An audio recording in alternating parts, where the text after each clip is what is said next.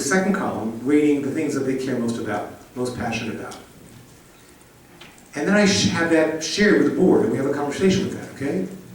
In that kind of rational, planful, deliberative setting, boards get it really easily, with almost no commentary. Because if they're forcing their rabbi to do what they're not passionate about, with 35% of their time, they're not getting excellence. And if they want excellence in their spiritual leadership, they've got to rethink it. And part of what comes out of that process is say, how else can some of the needs, goods, programs, and services that the community wants, how can it be delivered by someone other than the rabbi? And that's when you start tapping into the gifts of your membership, okay? There was a point in time, because I actually built a Dash Shalom concurrently with Growing Panim, and it became very much for me. There was a time early in the history where I was leading both institutions, both in growth mode, where we had 8 courses of adult education, of which I was teaching 1, okay? And the other courses were not cooking classes. They were serious courses, because when I started to ask the question, there were people with extraordinary talent, okay? So to get back to what you're saying, I think as soon as you move out of the conventional modalities of the way rabbis work, you're already risking failure or sanction or approbation from the people who say, no, no, this is not how you're supposed to be functioning. And you've got to kind of work with your leadership about how it is we can provide those services that they say they need and allow you to do the things that you're most passionate about and that you're best at. That's, I think, what's key. Okay, thanks. Hi, David Cooper from Kehilla Community Synagogue. Thank you, Reb Dan, for the shout out. I'm interested in your reflections on this phenomenon that we experience in our community. And it has to do with what you refer to as the young covenantal Jews. And what we're seeing is a rising tide of many of the young covenantal Jews who are particularly interested in Kehilla and like institutions that are very oriented toward political action, toward feeling extremely critical of Israel, and to the extent that it is beyond, for example, what might be acceptable within J Street. And we feel, and many of those folks are also other folks who don't necessarily, say, for example, share the perspective of Jewish Voice for Peace, don't want to be part of a community that wouldn't allow a voice like Jewish Voice for Peace to be part of their Jewish community. So they're saying, well, I may not agree with Jewish Voice for Peace, but I want to be part of a community that is a much wider tent. And I read in Megatrends, and the other books of yours, an attempt to try and expand the tent. And yet we see the larger Jewish community trying to contract and redefine that tent that excludes what I think are some of our most important young covenantals. So I wanted to hear what your reaction might be to that phenomenon and what you think the community should be doing about it. Yeah. Thanks for the question. I think it's really important. So look, I think the Jewish community has made a colossal error by, especially around Israel, let's talk about Israel here for a moment, by creating, there's a clear party line of what you can and can't say about Israel, and if you're not going to toe the party line, there are consequences. Over the past several years, I've been in closed-door forums, both at J Street national conferences and at national conferences of Truah, which used to be Rabbis for Human Rights. Paul and I are on the board together, where we've had at our national conferences closed-door meetings of rabbis who tell horrific stories about them not feeling that they can speak their truth. And by the way, most of these people are not even, I'm going to get to the Jewish Voice for Peace and BDS movement, okay? Most of these rabbis are not even that far to the left, okay? But it's alachat kama l'kama. I'll get there in a moment.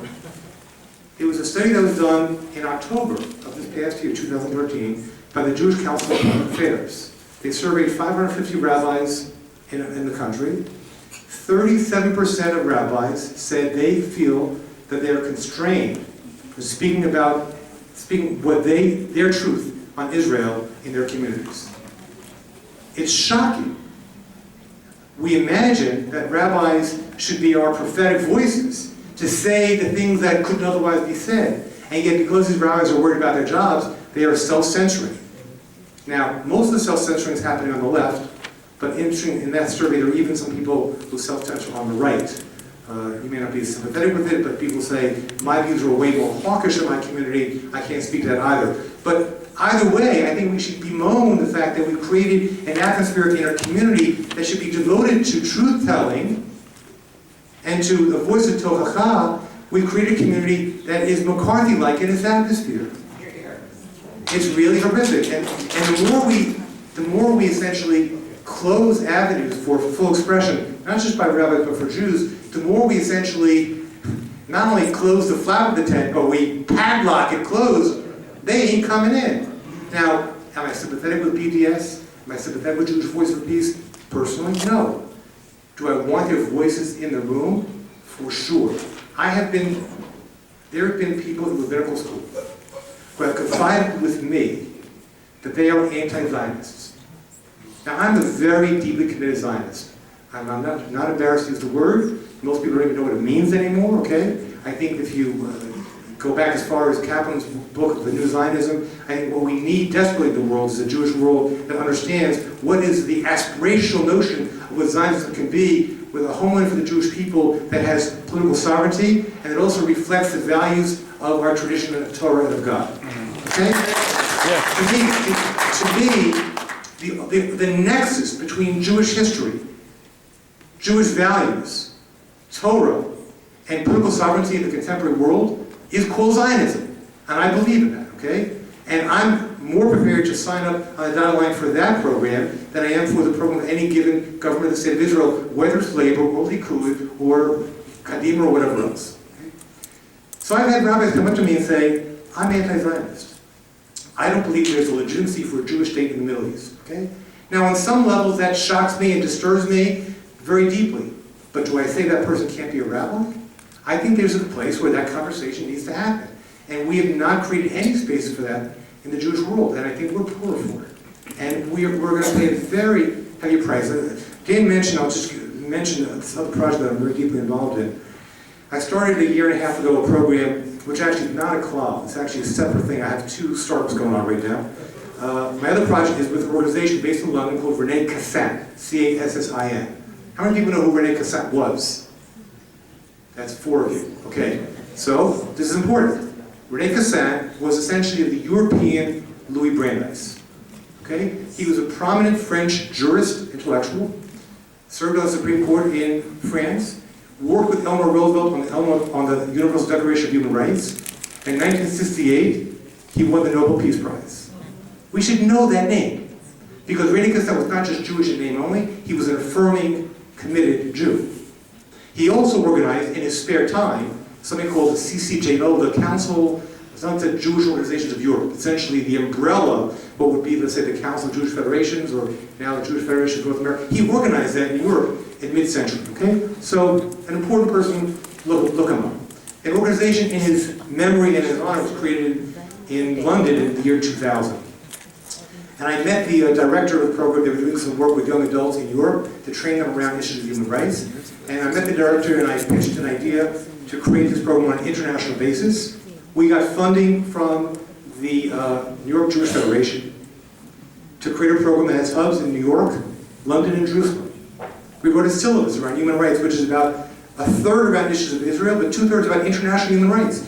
The whole human rights movement came out of the Jewish experience. If you study international human rights, it all comes out of the experience of the Holocaust. And the first successful international grassroots human rights movement was the Soviet Jewry movement, which is where I cut my teeth. My early days of political activism were the Soviet Jewry movement. And today, when you say human rights, the Jewish community runs the other way and hides its head in the sand. What's that about? So we felt we needed to create a program to educate and create an avenue for young Jews to get involved in the field of human rights. Now I will say this, and this is now a commentary on where our Jewish community is. I give a lot of praise to the New York Federation for funding us, but the guy who chaired the committee told me that the pocket of money from which our grant came was called the Commission on the Jewish People. They do 25 grants a year. He said, we spent more time debating your grant than the other 24 combined. Because there are people in the room who said, we cannot sponsor and underwrite a program that might bring to the ears of young, impressionable young Jews ages 25 to 35, young and impressionable, right? They should not hear people who might be critical of Israel. And yet they funded it, okay? And the young people on the program are amazing young people who span the spectrum from far right to far left. Way further right that'll make you comfortable, and way further left that'll make most of you comfortable also, okay? And what most of them said to us in the course of the year, which included a study tour to Israel where all three cohorts came together, was that number one, two things that they said, which ring in my ear, which is important to hear, goes to your question. Number one is they said they would never have gone to Israel with any of the programs sponsored by the Jewish community. Why? Because B, they don't believe the Jewish community has been telling them the truth. If you create a Jewish advocacy organization for Israel, you can raise tens of millions of dollars in a couple of years. It's been done again and again. I can give you the names of the organizations that have done it. Piece of cake. Try and create an organization that actually asks hard questions, much, much harder. Okay?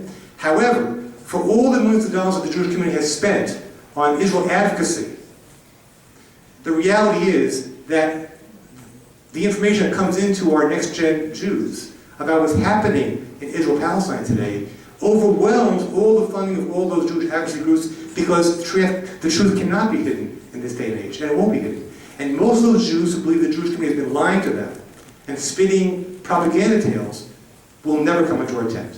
They believe that they've been betrayed. So, in my view, and I said this when I met with the committee, I said the fact of the matter is I know there are people in the room here who will take for themselves the title of Defenders of Israel.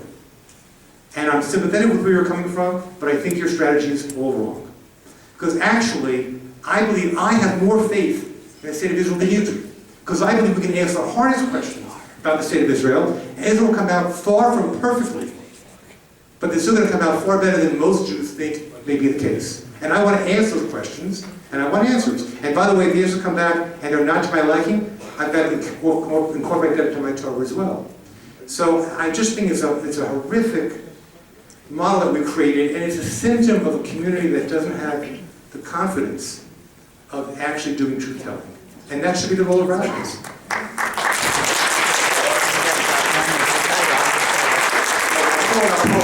The past chair of Truah, I saw her over there. Ellen's an amazing work for Truah, and really is a heroine for me.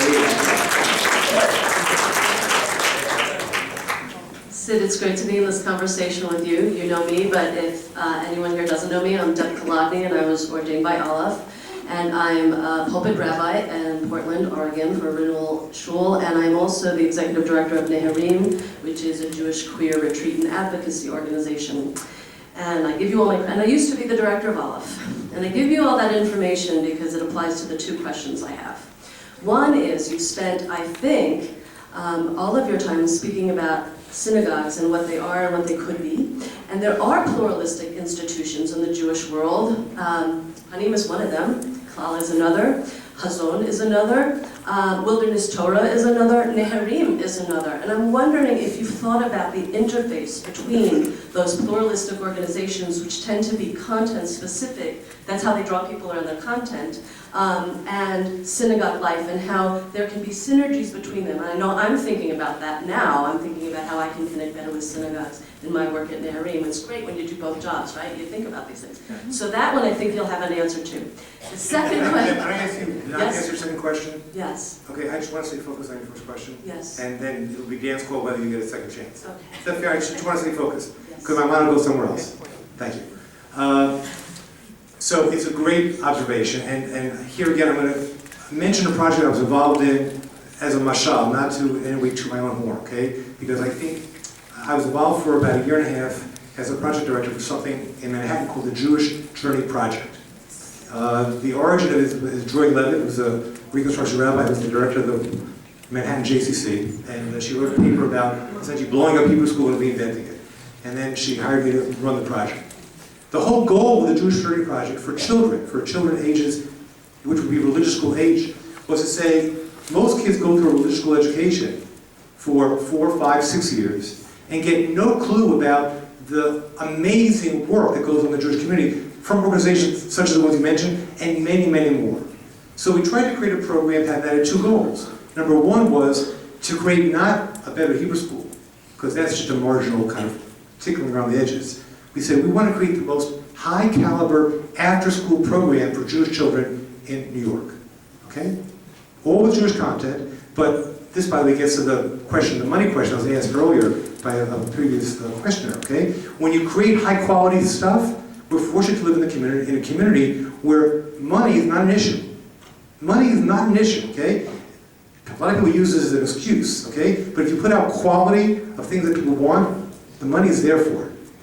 That's the privilege of living in the Jewish community in this day and age, okay?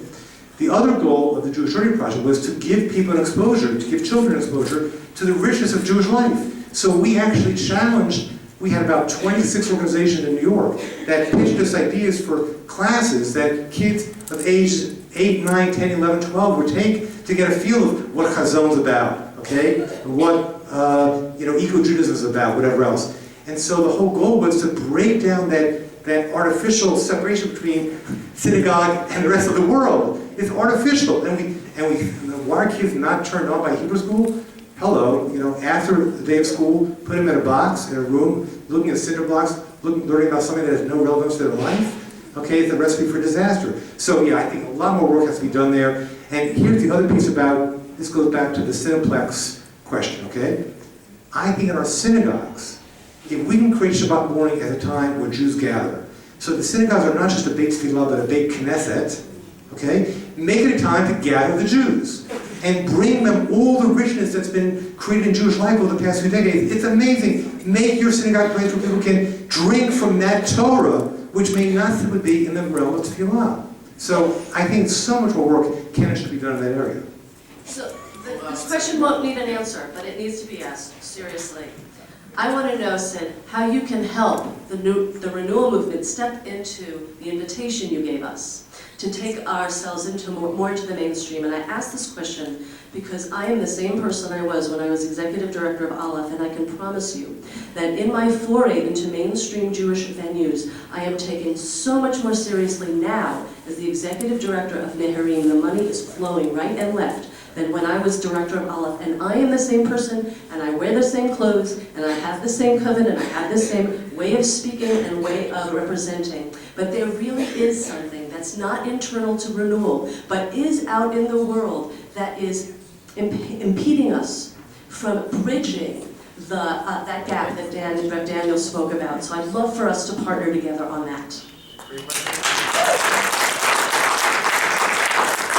Hi, I'm Mark Sobel. My congregation is in Burbank, California, and I'm a Pnei ordinee. My question is this. Mic to the mouth. Mic's off? Oh, mic to my mouth. You think I'd know by now. Anyway, you haven't talked about the new immigrant communities that have come since the revolution in Iran. How do we approach them, and how do we make them a part of our communities? They are back 2 generations behind us. And believe me, I know, every day I know how far back they are. I married one. Anyway, the point is, their Judaism is very different than the American case. And I don't want to take any more time. So I want to hear what you have to say, how we can broach them and the younger generation of Iranian Jews who were born here. Yeah, I don't have any specific prescription for that community, okay? But, you can substitute the Iranian new immigrant community with a dozen other constituencies that right now are invisible in the Jewish community, okay? And the answer is the same for whatever you put into that box, okay? And that is to say, over breakfast, we were talking about ways that our Jewish neshama can constantly be deeply buried, right? I think if you actually believe that within every Jew, no matter how secular they may seem, no matter how disaffiliated they may seem, no matter how cynical or skeptical they may seem, that deep down there's a pinto yid, and you engage in some active listening and browning your antenna, okay? There are ways to kind of bring what they have into the community, even if it will challenge your community. Look, this issue, everyone loves, talk about, in this community, a mom and apple pie term. Inclusivity. Can I have a set of applause for inclusivity? We're all in favor of it, okay? But inclusivity is really hard.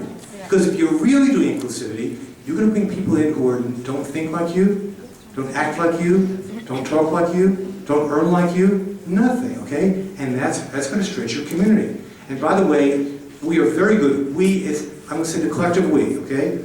And again, if the shoe fits, wear it. I don't know enough about this community. But I've said to synagogues all around the country that among their symptoms of their decay is that they attract Jews who think alike, act alike, and behave alike. And that is a recipe for suffocating and stultifying and not growing, okay? But the other side of that spectrum is really challenging. Now, ask yourself whether you are truly an inclusive community. Is everyone welcome in the community you've created, okay? And once you look in the mirror and say, maybe not enough, then you better gird your loins. Because when you're really inclusive, you're going to be challenged every day about how these disparate Jews can be in the same setting and experience the same kind of Jewish journey together. We have 5 more people standing, so I'm going to ask that nobody else join the line because we won't have time for that. So we'll try to get these 5 in if we can and move forward. Thank you so much. I've learned so much from everything that you've offered and the questions that have been asked and answered. I want to offer a phrase and then ask a question. From an ecological perspective, the sign of a healthy culture is its ability to regenerate. And I actually have a lot of concern around witnessing my peer group within, I'd say, 20 years, between 20s and 40s, who are very deeply spiritually seeking, and often very deeply spiritually finding. And I'm witnessing what people are looking for, and it's very extreme, very ecstatic experiences. And there's a sense of rootlessness and of getting spiritually lost and living unintegrated lives. And it's something that I feel very excited about, is that I actually have a community as a 30-something where I get to connect to roots, I get to connect to lineage, and it's very grounding and very orienting for me, so that I can move into the world with an element of integrity and freedom.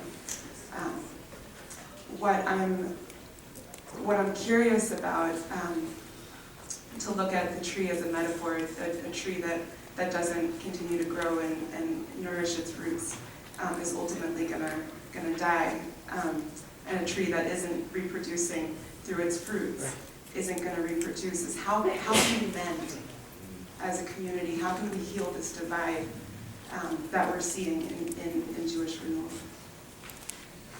In Jewish renewal? It's funny, I got you to the very last 2 words. I've been trying to say a question about the Jewish world in general. Okay, let me reframe this, and actually in honor of what Reb Zalman has been saying repeatedly, to not just think limited to Jewish renewal, to think in terms of Klal Yisrael. How can we mend? Yeah, okay, fine. Okay. That was quite a speech. So one way that I've talked about that, and I didn't take time this morning to kind of focus on my analysis of Jewish megatrends, but somebody made reference to it before in the question, so it's maybe roll back to some themes that overlap now, about the divide between what I call tribal Jews and covenantal Jews. Okay? So the tribal Jews may be an adjective that is more understandable, okay?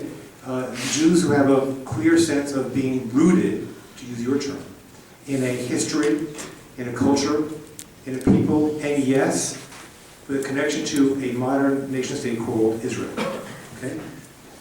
And a piece of that is also being connected to the Jewish community, which is the diaspora manifestation of Jewish people, okay? We are living in a community that is essentially been created by tribal Jews for tribal Jews. And part of the challenge that we face today is the Jews that you described, Miriam, are Jews who I call covenantal, which is either non-tribal or post-tribal, choose your adjective, okay? Which makes it challenging because most of them are not joining the groups that allow us to count them in. We're not getting their half shekel, and I'm not talking about money here. They're not buying in, they're not owning. I used the term before about ownership. The fact that they're not buying in with their half shekel means they're not in the tent. They're not part of our community. The good news, however, is that the value set of most of next-gen Jews who I write about is very much aligned with core values that go back to the earliest teachings of Judaism, of Torah. They care about issues of justice. They care about issues of living B'Tselem Elokim and recognizing others as if they've been made B'Tselem Elokim. They care about issues of chesed, not just to Jews, but more globally than most of the tribal community is even prepared to act on, okay? So much around that generation is reason for celebration, but they don't recognize they can't tune in. In the way I couldn't tune into Red Zalman when I was still in rabbinical school, they don't tune into the way the Jewish community talks about itself, its past, its present, and its future, okay? So the challenge for all of us is to find a way to talk about the tribal connections and the rootedness and the fulfillment that that can bring, because it is very rich. I feel so privileged to be part of that lineage with a past, a present, and a future. How do we talk about that in ways that covenantal next-gen Jews can hear? That is the largest challenge that faces every one of us in every Jewish organization, institution, and anyone who wants to call himself a Jewish leader or a rabbi. That's the work to be done. Hi, thank you so much for provoking our conscience.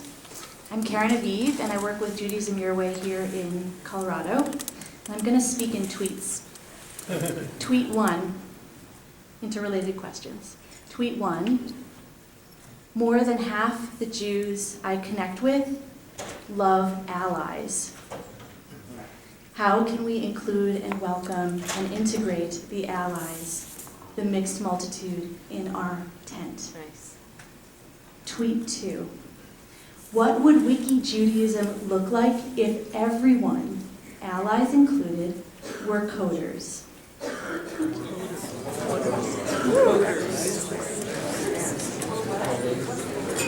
Or what? Coders. Coders. C-O-D-E-R-S? I don't know what it means. Contributing to the wiki. Oh, we have a generational disconnect. Okay. Do you want me to translate? Dan whispered into my ear. Okay. I've just been outed. I'm not a digital native. Okay. Okay. Well, Karen, I'm going to press on one other word. Okay. So you have something very specific in mind when you say allies. Can you define the allies? I'll give you more than tweets allowed. The people who love Jews and didn't grow up as tribal or covenantal Jews and are curious and open and interested and not traumatized like all the Jews I work with. Well, you know, now that I understand it, I think I can give you something, semblance of an answer. I'll do my best anyway. Look, as much as I said just 2 questions ago about, gird your loins for being truly inclusive, you're expanding the circle even more broadly. Okay? As big as it can be. Right, and I'm excited about that. That's why I said that we're only on the very beginning exploratory stages of thinking about issues of faith on a multi-faith basis, okay? And here again, I'm going to tell a quick story to come back to this, okay? We were in a project at Panim that was an interfaith project called the E Pluribus Unum Project, which was an exploration of religion, social justice, and the common good. It was probably one of the most innovative things I've ever been involved in. We got some major funding from the Lilly Endowment and the Ford Foundation to do this. Every summer we got 60 young people entering college, freshmen, equally divided between Jews, Catholics, and Protestants, to be in residence for 3 weeks to explore religion, social justice, and the common good. And the last year we included a Muslim cohort. I had a, should I say the name or not? No. No, I'm not going to say the name. I had a very prominent member of my board, whose name you would know, say to me, after our funding was going to expire, we had to figure out whether we were going to sustain it. Most programs that we grew at Panim, we first found grant funding for to get it going, and then I raised money from our constituency to kind of keep it going after the grant funding expires, because, hint, hint, if you get in the fundraising business, grants always expire. Okay? You live by the grant, you die by the grant. You get it for 3 years, if lucky 5 years, and then it's going to be gone. Okay? So you got to be ready. From the second day after you get the grant, you got to start planning for when the grant expires. So every other program we had created, I got the grant money, I made the case that it had educational value, and we raised the money to keep it going. When I tried to raise money to keep this interfaith program going, the comment made from this very prominent Jewish leader who was on my board to say, Sid, we don't want you to be spending time with non-Jews. There's no benefit to us in you spending time with 2/3 of the target audience are not Jewish. it's hard to, other than the story I told you about the rabbi before who had no one who was sick or broken in the congregation, this kind of comes up there on that same rank order of kind of like, myopic, narrow-minded, short-range thinking, okay? Because I believe, and I know for a fact, that the young people in that program, Jews, Catholics, Protestants, and Muslims, all emerge with a much broader vision of how their faith could inform their activism in the world. In fact, we had graduates of the first class of EPU, Equal Lunar Program, commit a year of service when they graduate college to create the first